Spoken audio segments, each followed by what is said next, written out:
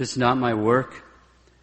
It's based largely on the work of Gary Potter, a huge number of quotes and paraphrases from other authors, far too many to mention in a sermon. After gaining her independence in 1821, Mexico was governed by a series of rulers increasingly hostile to Catholicism, although through it all Mexican people remained relatively steadfast in their faith. But during the Revolution, and starting with the rule of the White House-backed Carranza, the faithfulness of the people began to be tested as never before. On Thursday, April 29, 1920, the United States Senate Subcommittee on Foreign Relations heard testimony from two witnesses about troubles in the Carranza-controlled areas of Mexico. Mother Maria Elias del Santísimo Sacramento, she's a discalced Carmelite Mother Superior, a nun who had recently fled to the United States, and Father Francis P. Joyce, a captain in the U.S. Army, a chaplain, who had landed at Veracruz in 1914 and also accompanied the Pershing expedition of 1916-17.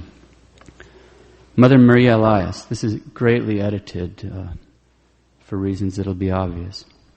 The Catholic Church is attacked by the revolutionaries. They have closed the churches and prohibited the sacraments to the extent of shooting the priest who dares to hear confession or to administer the sacraments. The confessionals and some images of the saints have been burnt in the public squares to the accompaniment of bands of music and impious speeches. They have profaned the churches, entering them on horseback, smashing the images, treading the relics underfoot, throwing the hosts about the floor, and even giving them to the horses to eat with the fodder. In some churches, the Carranzistas themselves have pretended to say Mass and have seated themselves to hear the confessions of a multitude of people. Dressed as priests, they have heard the confessions of sick people, and then in derision they have revealed what they hear in the confession. All this I have seen with my own eyes. All the communities of nuns have been expelled from the entire republic, being given but a half hour to leave, and not allowed to take with them a change of clothes, and in many cases not even a breviary to pray. Many sisters have been taken to the barracks. Immorality has increased to such a degree that they have profaned not only virgins but have violated nuns, carrying them away by force where they now suffer horribly. To the great suffering of my soul, I have seen in Mexico the sad and lamentable fate of many sisters who have been the victims of the unbridled passions of the soldiers. Father Joyce's testimony followed that of Mother Mary Elias. Senate questioner: were you chaplain in the Army with the American troops when they landed at Veracruz in 1914? Father Joyce: yes, sir. Question: will you please relate what you learned at that time about the treatment accorded the priests, nuns, and sisters in Mexico by the Carranza Army? Father Joyce: sir, at Veracruz during the summer of 1914, there were between 600 and 700 sisters, refugees, some clothed in the habit of religious orders, others in various disguises. Besides the sisters, there were many priests who were refugees also, waiting upon tables at restaurants, working on the docks, all trying to earn enough money to get out of the country. There were also 7 bishops and archbishops in Veracruz at the time. Many of these women had been outraged in church persecutions initiated by Carranza and Pancho Villa. During this time, I called on Mr. Suleiman, the personal representative of President Wilson, to Carranza. I asked that he obtain a boat to ship these people out of the country. He said, on what grounds? I said to him, if not on the grounds of religion, at least on the grounds of humanity. These are women. The priests or men will have to make shift for themselves. Suleiman then stood up and said, it is generally admitted by everybody that the worst thing in Mexico, next to loose women, is the Catholic Church, and both must go. To prevent a fight, I was hustled out of the council's office and reprimanded in a military way for some words I had with Mr. Suleiman. Keep in mind that's the American representative. The poor regular American soldiers took up collections to ship out as many sisters as possible, but when the Americans evacuated Veracruz, more than 400 of the sisters were left behind. Afterwards, I was told that Carranza and Villa's army tried to have one woman to every 4 soldiers, and that many of these sisters were impressed as camp followers for Carranza's army. Question: what were the accounts given by these refugees as to the desecration of churches and the use of sacred things in churches by the Carranza soldiers? Father Joyce: that Carranza at his banquet board supplied each guest with a chalice for a wine cup. That vestments were used as saddle blankets. That the churches were used for dance halls and barracks. That statues were taken down from their high places and nude women put there. The tabernacles were shot open and the sacred house trampled upon, and that the furnishings of gold and silver and jewelry were stolen. That men were shot for no other reason than they were Catholics. That mysterious hatred that crucified Christ, that persecuted the martyrs in the arena, that same hatred followed and still follows the Catholic Church in Mexico. Close quotes. Churches used as dance halls. Chalices used as wine cups. Vestments used as saddle blankets. Tabernacles shot open. The host trampled underfoot or put in the oats for the horses. Nuns forced to become camp followers. That mysterious hatred that crucified Christ, that persecuted the martyrs in the arena, that same hatred follows and still follows the Catholic Church in Mexico. The Mexican revolutionaries had adopted the principles of the French Revolution. Carranza upped the ante in 1917 when he promulgated a new constitution, which, following French revolutionary principles, was designed to effectively eliminate the church. Henceforth, all elementary education, public or private, had to be secular. Monastic vows, monastic orders, were outlawed. Any religious event whatsoever, like a procession outside a church, outlawed. All churches and church-owned property, convents, hospitals, orphanages, were declared to be property of the state. But the worst feature of the 1917 Constitution was Article 130, which stated, among other things, that the federal government had the authority to intervene in matters of religious worship. It forbade any religious publications from any comments on any public affairs whatsoever. It stated that the clergy were subject to civil regulation and that state legislatures had the power to determine the exact number of clergy allowed to function in their states. And sadly, all this was promulgated by a leader who had the support of the United States government. As if it were not bad enough, in 1924, matters took a turn for the worst when Plutarco Calles became president. Calles was a 33rd degree Mason who was absolutely determined to completely drive the Catholic Church out of Mexico. Soon after taking power, Calles, having recruited some renegade priests, founded a schismatic church and proclaimed one of the renegades, quote, the patriarch of the Mexican Catholic Church, close quote. The idea did not catch on with faithful Catholics. In 1926, Calles made it clear that the federal government would enforce the 1917 Constitution to the rule, and then published a decree called the Calles Act. Among other things, the Calles Act mandated uniform enforcement throughout all Mexico of all of the Constitution's anti-Catholic regulations. It added things like all convents and Catholic schools were to be closed, wearing clerical garb in public was a crime with a 500 peso fine, at that time about $250. It also specified penalties for officials and private citizens who failed to enforce the law. Some of the state governments immediately took advantage of the situation to limit the number of priests. Chihuahua enacted a law that permitted exactly one priest to take care of all the Catholics in their state. Tabasco, 6 priests were to be allowed, as long as they got married first. From the point of view of the bishop, the most troubling aspect of this situation was that only after only 1 year after this attempted schismatic church promoted by the government, the Calles Act stated that no priest could function. He couldn't say Mass or do any other priestly act without having previously registered with the federal, regional, and municipal authorities. This act was due to take effect on July 31st. While the bishops were struggling to come up with a response to these outrageous demands, the Apostolic Nuncio of Mexico protested and was expelled from the country on May 12th. Later that month, on May 28th, the Supreme Commander of the Scottish Rite in Mexico presented Calles with the Masonic Medal of Merit.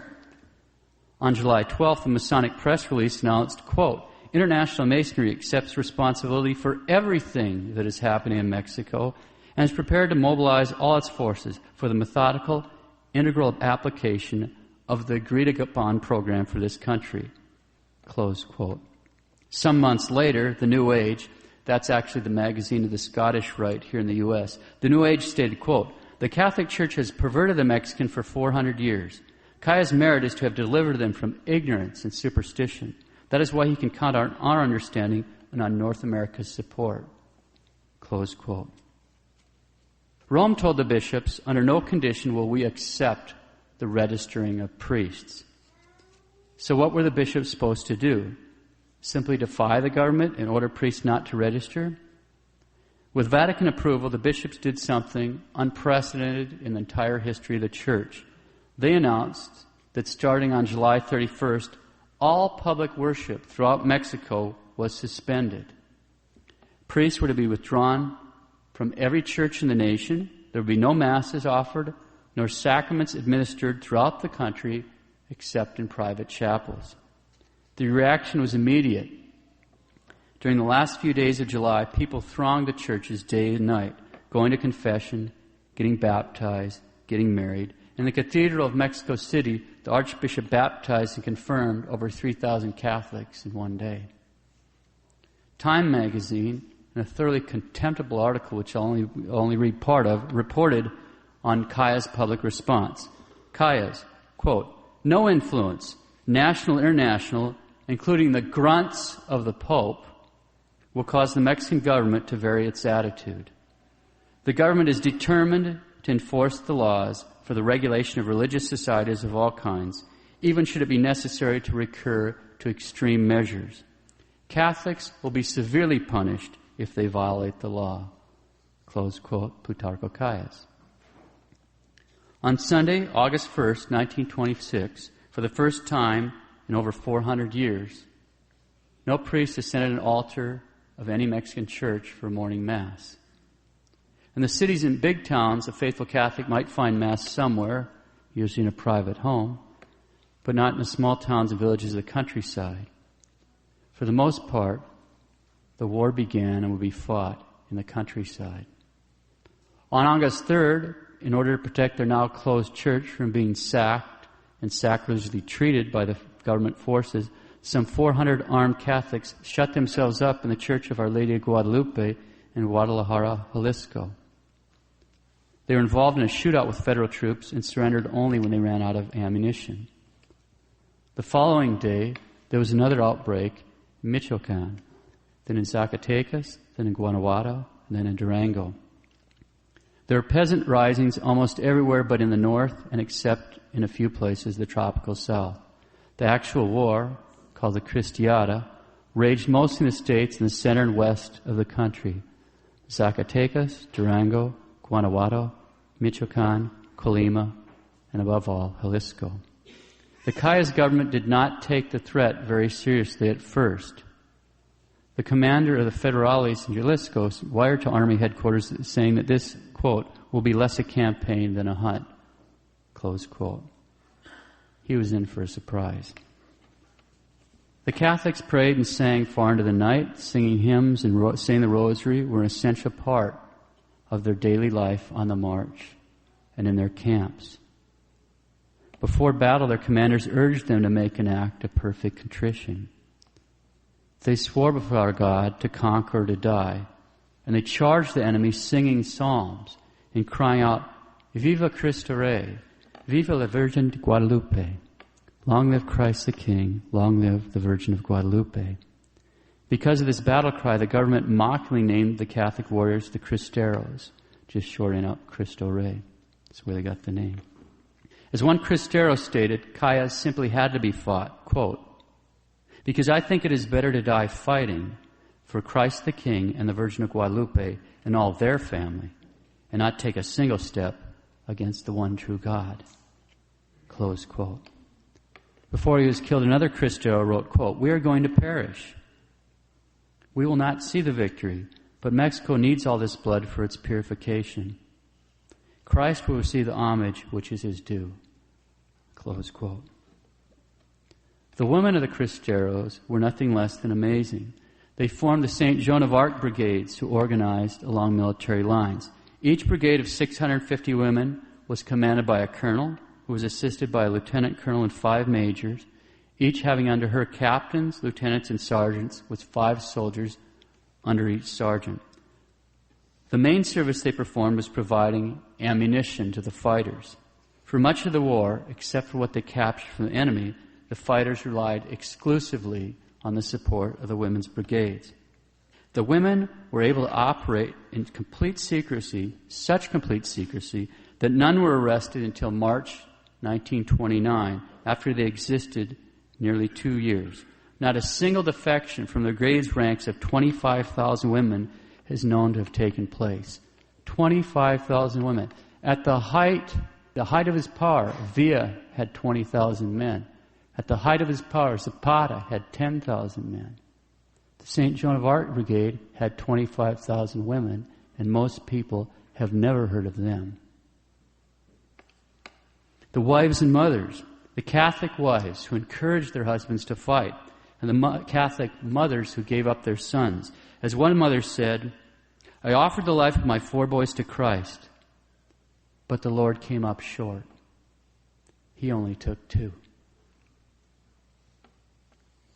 Compare the piety of the Cristero troops, leadership, and women to the attitude of the federal troops and leadership. There were federal officers who had their troops fall into the cry of, "Long live Satan, long live the devil." The treatment of those who fell into the hands of the federales was no less horrific. Quote, "No prisoners were taken. Civilians taken as hostages were murdered. Torture was systematic and was used not only to obtain information, but also to prolong suffering and to attempt to get Catholics to renounce their faith.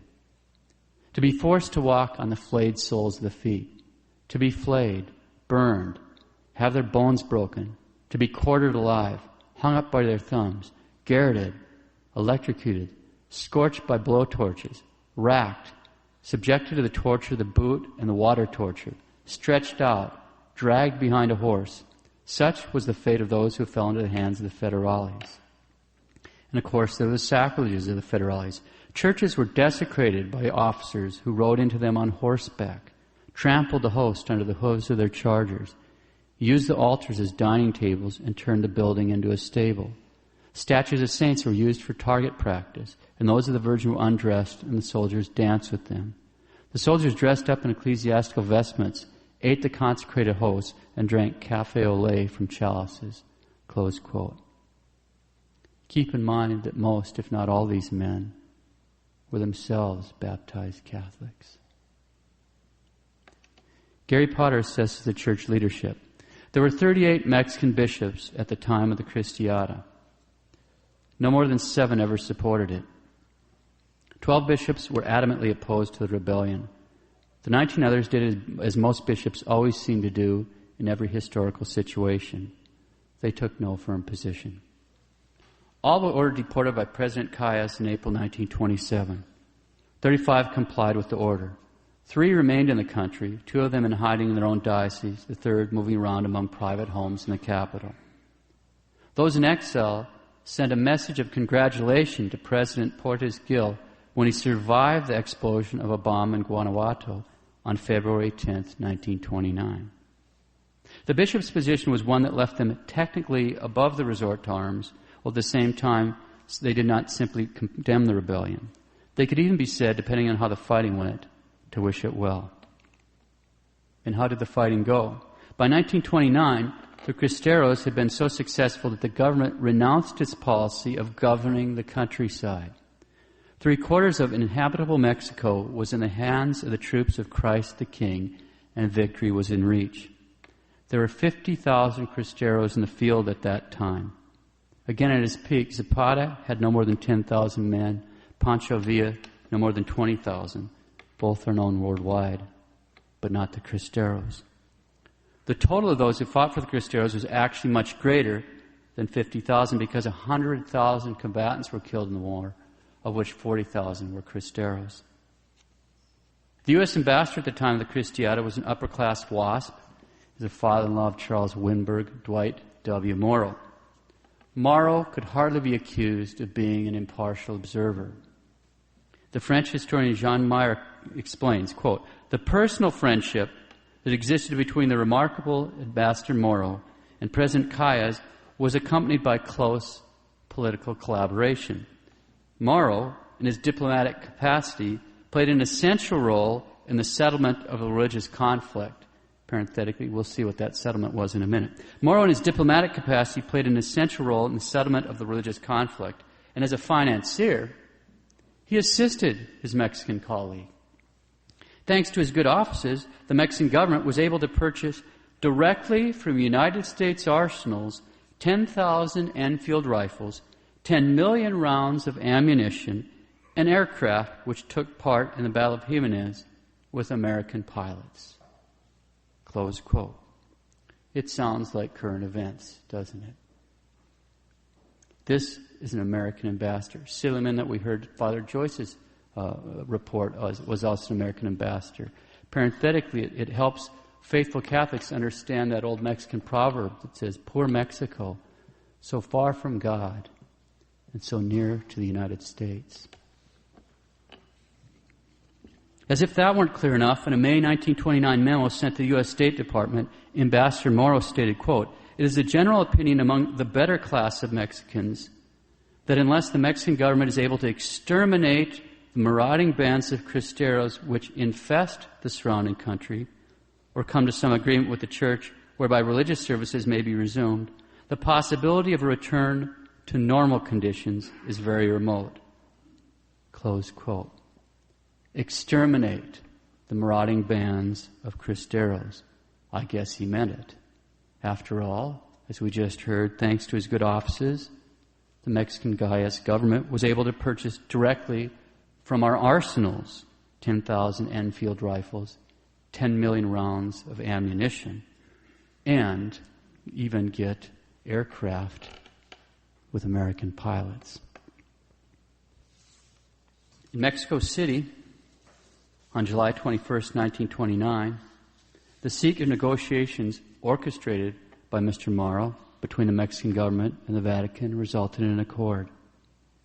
On June 21st, the Mexican Episcopate, except for one of its members, His Excellency Jose de Jesus Manriquez, signed a resolution of the conflict. The accord provided for, number one, immediate, unconditional ceasefire, and number two, the resumption of public worship beginning the next day, June 22nd. On their side, the bishops agreed to the resumption of public worship. On its side, now listen to this, the government agreed, though only verbally, that the Constitution of 1917, the supreme law of the land, would stand, but its anti-Catholic provisions would no longer be enforced. That is what the government promised, verbally. That was it. That was all. In other words, the peace agreement restored the Catholics to the precise and exact legal situation they had when they began in 1926, with all the anti-Catholic laws in effect, including the restitution of priests. Gary Potter comments, the Mexican bishops, even the ones sitting on the fence who were opposed to the armed rebellion, had seen value in the existence of the Cristeros, saw that they were useful. As Archbishop Ruiz y Flores wrote to a friend in February 1929, armed defense has had the glory of being a live and effective protest, of keeping the religious question alive, and of, we hope, obliging the government to look for a solution. Now the Cristeros were of no further use, and the bishops could not be more callous towards them. In the words of Archbishop Pascual Diaz to General Delgado in a meeting of the two men, Diaz had been named the Archbishop of Mexico City and Primate of the Nation as soon as the arrangements were signed. And these words, by the way, were recorded by the secretary of the Archbishop, not General Delgado. These are the words of the Archbishop to General Delgado. Quote, "I don't know, and I'm not interested in knowing in what condition you are going to be left. The only thing I must tell you is that you must lay down your arms. The banner for which you are fighting has ceased to exist now that the arrangements have been made. Close quote. General Jesus Delgado of the Cristeros sent a last-minute desperate telegram to the Pope, quote, "In grief we approach your holiness, humbly employing words. Guide us, present situation, and not forget faithful sons." Close quote. The telegram was never answered. General Delgado then addressed his troops, his voice breaking from sorrow. His Holiness the Pope, by the intermediary of the most excellent apostolic nuncio, has decided, for reasons which are unknown to us, but which as Catholics we accept, that public worship will be resumed tomorrow without the law being changed. This arrangement has wrested from us that which is most noble and most holy on our flag at the moment when the Church has declared that she will resign herself to what she's obtained. As for ourselves as men, we have a satisfaction that no one can take from us. The National Guard has not disappeared, defeated by its enemies, but rather abandoned by the very ones who are to be the first to receive the fruit of our sacrifices and abnegation. Ave Christ. Those who for you are going to humiliation, to exile, and perhaps to unglorious death, with the most fervent love salute you, and once more proclaim you as King of our country. There seems to be no thought among the fighters to ignore or defy the order. As a document in the archives of one Jalisco parish testifies, they complied, quote, with the promptitude of an angel and the simplicity of a child, close quote. What was the cost to them of their obedience? On July 3rd, less than 2 weeks after the agreements were signed, General Pedroza was shot by a government firing squad.